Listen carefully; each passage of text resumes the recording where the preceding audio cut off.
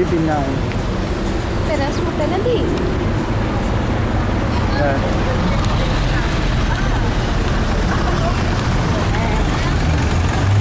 Τώρα πάρει Ferrari, παίρνει να σπατήσει. Θα σε πληρώσουμε.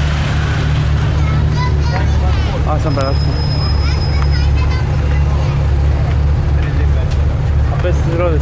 Εμείς δεν περάσαμε. Γιατί θα περάσουν τα αυτοκίνητα πρώτα. Δεν λέει, ας μην βάζει το κεφάλι σου μέσα. Δεν λέω.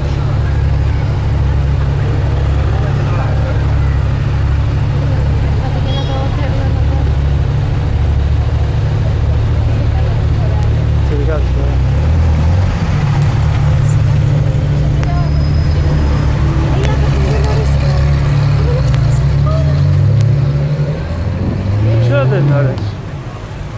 Είναι δυστυχτούδες. Δεν μ' αφήνεις τα πράγματα. Θα τσαντιστώ, εντάξει.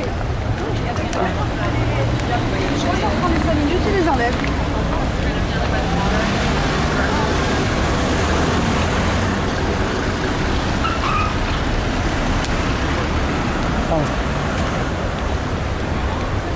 Γι' αυτό έρχονται μετά στην Αθηνά και τους πατάνε. Γιατί νομίζω θα σταματήσουν. Εδώ έχει το shopping center. Μπορεί να έχει τύπα μέσα. Πάμε να δούμε. Μωρέ, θα είναι τέτοιο. Η Lamborghini δικιά μου.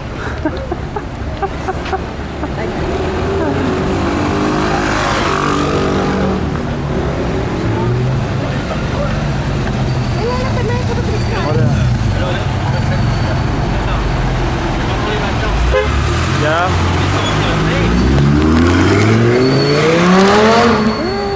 Και είπε και Καζιάρης.